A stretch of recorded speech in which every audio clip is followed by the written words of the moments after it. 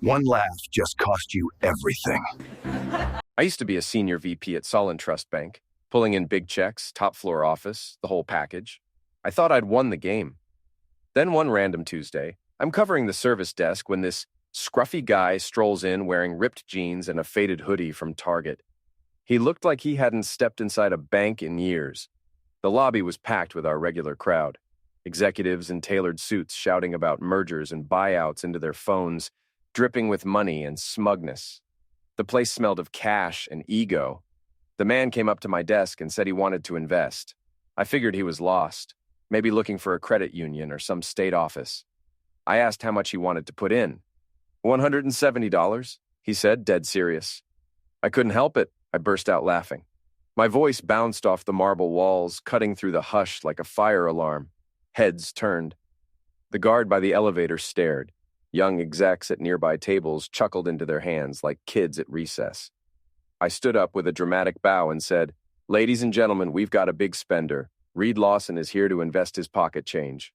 The room filled with whispers and smirks. I followed with what I thought was the knockout line. "We don't serve beggars here."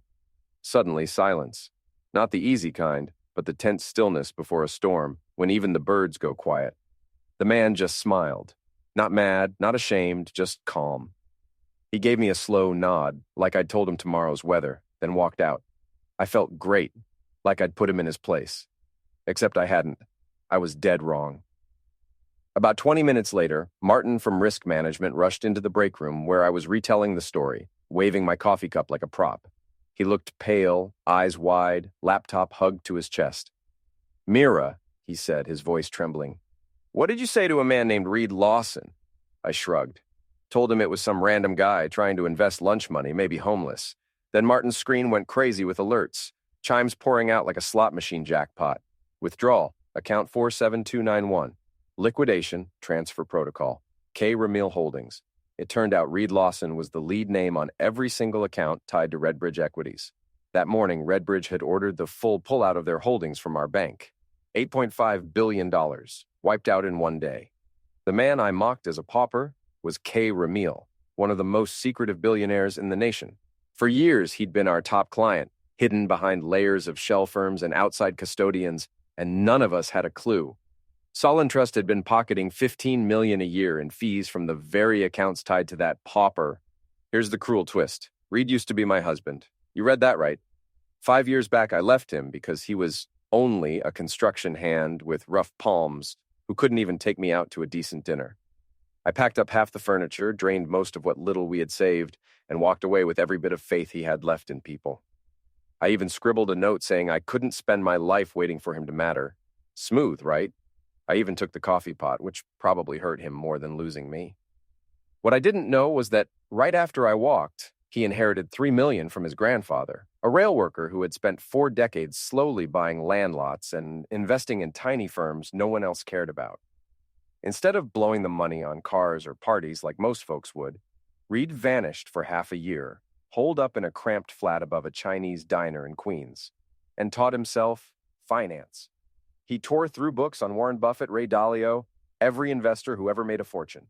He dug into shell firms, private equity tricks, offshore rules until his eyes burned.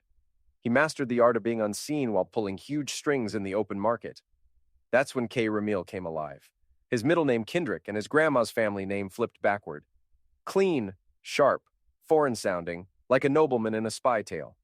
He built a full mask around that identity and, piece by piece, put together an empire, while I was busy climbing the Solon Trust ladder, blind to the fact that my most prized client was the man I'd once called my husband. The crazy twist was this. I had spent years running funds that, without my knowing, belonged to the man I once tossed aside as useless.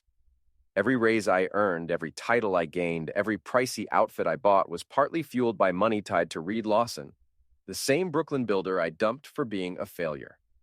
The man I left was literally footing my paycheck through accounts I oversaw. Each report I signed, each review I led, each meeting I sat through carried a piece of his fortune in the mix. Reed began with tiny steps, putting cash into a weak tech firm working on new battery cells.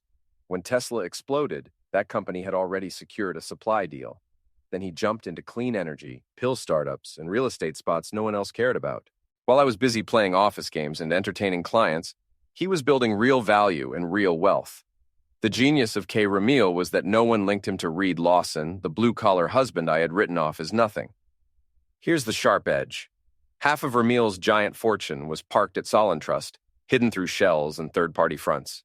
Month after month, the bank was pocketing fat fees from the very man we'd mocked as a pauper. I'd toasted our success, boasted about our assets, and mingled at parties for record growth, never knowing I was just a puppet dancing to strings pulled by a ghost from my past. By the time the withdrawal was complete, our stock had tanked 12%. The board called emergency sessions. Investors lit up the phones in full panic. Our CEO, James Thornton, looked like he could strangle someone with his bare hands.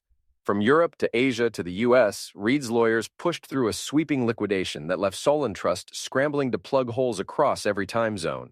Martin was running between departments like his hair was on fire, trying to coordinate damage control across 3 continents and 5 time zones. His phone was ringing constantly. Sarah from the London office saying they just lost $2.3 billion in European portfolios. Tokyo reporting multiple liquidations, all of them sounding like they'd been running marathons while drinking espresso.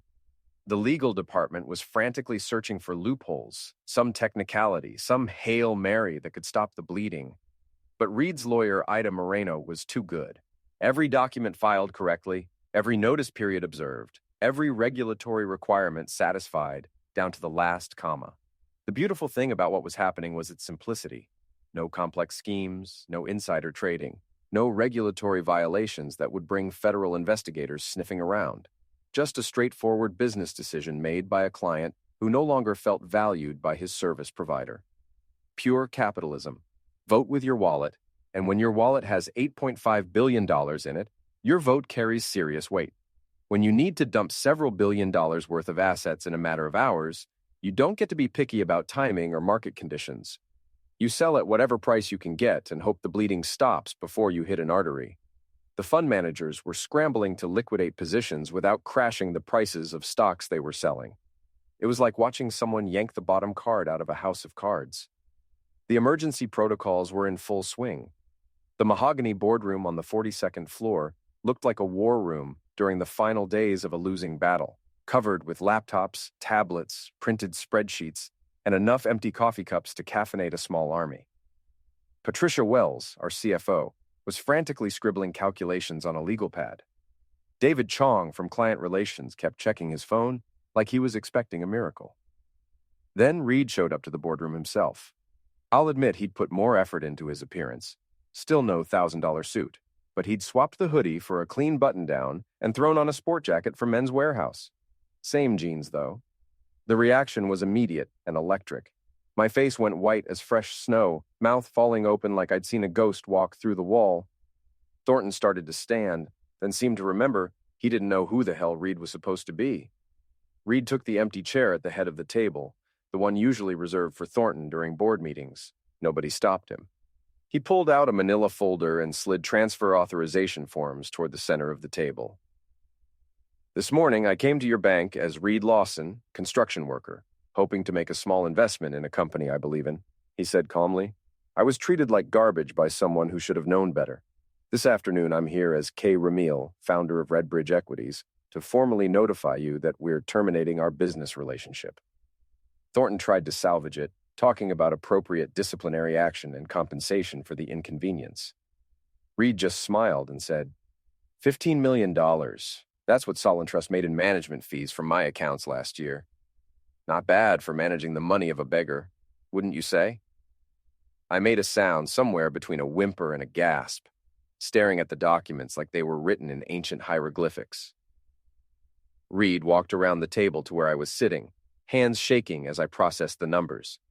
This isn't about revenge, Mira, he said quietly. This is about respect, something you never learned to give. By the end of the week, I was resigned.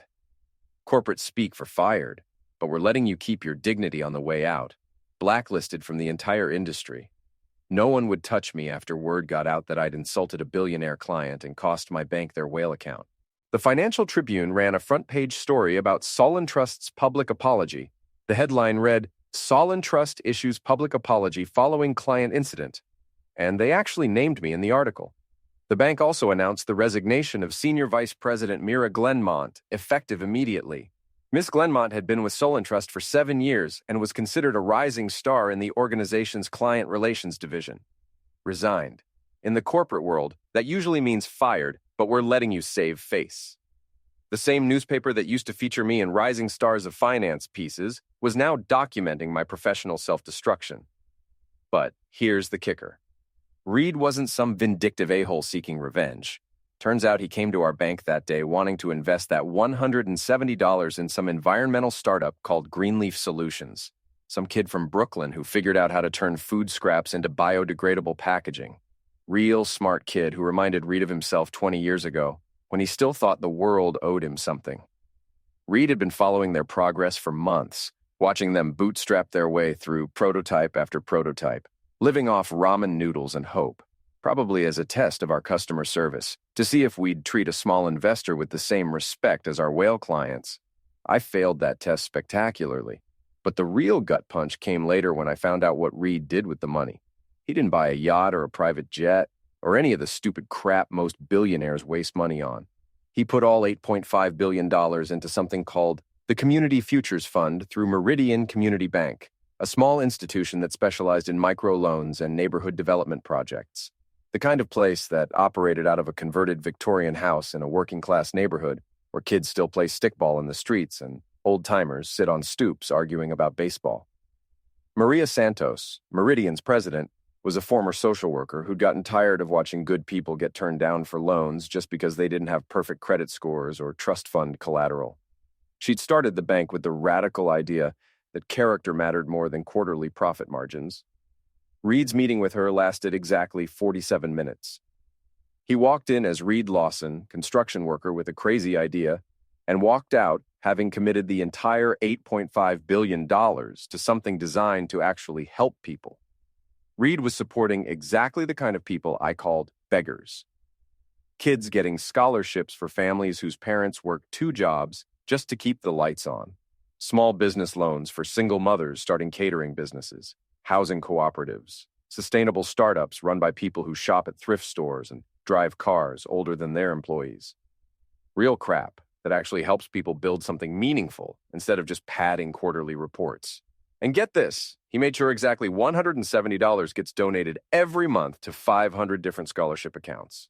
Not because they need that exact amount, but to prove a point that would echo through the financial world for years to come. Every month, somewhere in America, a kid gets $170 for books or school supplies or college application fees, funded by the money that came from the account of the man I humiliated for trying to invest that same amount. 500 families getting help from the guy who'd been called a beggar. The paperwork for the Community Futures Fund was elegant in its simplicity. No complex derivatives, no offshore shell companies, no tax avoidance schemes that required teams of lawyers to explain. Just straightforward investments in housing cooperatives, educational programs, and small businesses that were trying to build something real in communities that traditional banks had written off as unprofitable. My sister Helena tracked him down at his lake house, the same modest place he'd owned since before we were married, because some things don't need to change just because your bank account has more zeros. 3 bedrooms, 2 baths, a kitchen with original appliances from the 80s, and a deck that had seen better decades. She found him sitting on an old Adirondack chair that creaked like a ship in a storm, reading the Financial Tribune article about my resignation. She begged him to forgive me, said I was broken and unemployed and completely blacklisted, that I didn't know who he was and had no idea. He just handed her a brochure for the Riverside Community Center he'd built in our old neighborhood, the same area where we'd both grown up before I climbed my way to the top of the corporate ladder and learned to look down on people who reminded me of where I came from. "Tell her the man she humiliated built this," he said, "and tell her it's not named after me. It's named after the people she called beggars." Meanwhile, I'm still unemployed 2 years later. Can't even get an interview at a credit union. Every Google search of my name brings up articles about the banker who insulted a billionaire. I've applied to over 200 positions in the financial industry, rejected from every single one. HR departments see my name and immediately pass because nobody wants to hire the woman who cost her bank $8.5 billion over a customer service disaster. The worst part isn't even the unemployment. It's knowing that Reed tried to call me multiple times right after everything went down, probably wanting to talk or explain or maybe even reconcile. But I was so embarrassed and angry and confused that I declined every call and then blocked his number when he texted asking me to please talk to him. I texted him, begging to talk, saying this was insane, that $8 billion over a misunderstanding was crazy. He replied once, "No, Mira, you did that when you laughed in my face." Then he blocked me completely. Reed Lawson taught me the most expensive lesson of my life. You never know who you're really dealing with, and basic human decency costs nothing. Treating people like garbage can cost everything you think you've built. The worst part is knowing that if I'd just smiled and taken his $170 investment with basic courtesy, none of this would have happened. He would still be Solon Trust's whale client, generating millions in annual fees. I'd still have my corner office and six-figure salary, and thousands of families wouldn't be getting help from a fund created specifically to prove how wrong I was about what makes someone valuable. Sometimes I drive past the community garden he built on land his investments helped reclaim from an abandoned lot in East Brooklyn. It's not the kind of place that makes headlines or wins awards, just a quiet patch of green where tomatoes grow in neat rows and sunflowers reach toward the sky like they're trying to touch something better than the concrete jungle surrounding them. There's a small plaque on the gate that says, "Respect is grown quietly." Kids play on swings their parents built from donated lumber. Elderly folks tend herb plots where they grow the best peppers in 3 boroughs, and nobody knows the billionaire who funded it all still shows up in jeans to get dirt under his fingernails. Reed starts every morning walking through that garden, stopping by Mrs. Rodriguez's corner, where she's 86, speaks mostly Spanish, and makes coffee strong enough to wake the dead. She doesn't know that the man who funded this garden is the same one who brought down Solon Trust with a whisper. The world still doesn't know he's K. Ramil, and he likes it that way. Power that needs to announce itself isn't really power at all. It's just noise. On his office wall, he has 2 photographs. One of his grandfather in railroad overalls, grinning with dirt under his fingernails and pride in his eyes, and one of his grandmother in her garden wearing a sun hat and holding tomatoes she'd grown from seeds. Below those photos, he pinned the newspaper clipping about my resignation, right under a quote his grandmother used to say, "Let your silence plant seeds. When it blooms, they'll choke on their own weeds." I am living proof that the most dangerous people aren't the ones who scream the loudest. They're the ones who smile politely, say nothing, and let their actions plant seeds that bloom into consequences. Reed became the storm that whispers, while I'm left with the memory of one moment, one laugh, one insult that cost me everything I thought mattered. The beautiful thing about real power is that once you've used it, you don't need to keep flexing it. The world saw what happened when someone disrespected Reed Lawson, and that lesson will ripple through the financial community for years. Every banker, every investment advisor, every customer service rep will think twice before dismissing someone based on their appearance or the size of their initial investment. A few months later, Reed threw a dinner party at his lake house. Not some flashy billionaire affair, but something quiet and meaningful. Old friends from his construction days who still didn't know about K. Ramil, young entrepreneurs whose startups were being funded by the Community Futures Fund, and former Solon Trust employees who'd quit in disgust after learning how their bank had treated a client. For those who will be asking if I've tried to apologize, I even tried reaching out through mutual friends and showed up at his house through my sister, but he made it clear this wasn't about revenge. It was about respect, something I never learned to give. Helena told me he was completely broken when she went to see him. Not angry or vindictive, just disappointed in humanity. For anyone wondering whether this is real or if I've actually taken something from it, I wish I could say it wasn't real, but it is. This is what my life has turned into. A lesson in how shallow it is to judge by appearances and how easy it is to forget that every person is owed basic respect. Reed became everything I never dared to be, while I'm only beginning to understand that true wealth lies not in possessions, but in what you create for others. For those curious about the environmental project he once looked at, Greenleaf Solutions ended up receiving support through his Community Futures Fund. Today, they're transforming food waste into biodegradable packaging. That same $170 I once mocked has probably kept mountains of plastic out of landfills. Even the things that seemed small to me have ripple effects in his hands. For anyone wondering what Reed's life looks like now, From what I've heard through my sister, nothing about him has changed. He still drives the battered Honda, still lives in the lake house, still shows up at the community garden in worn jeans. No one there knows he's a billionaire. The children on the swings he donated, Mrs. Rodriguez with her peppers, none of them care about the name K. Ramil. To them, he's simply the man who arrives early and doesn't mind working with the soil.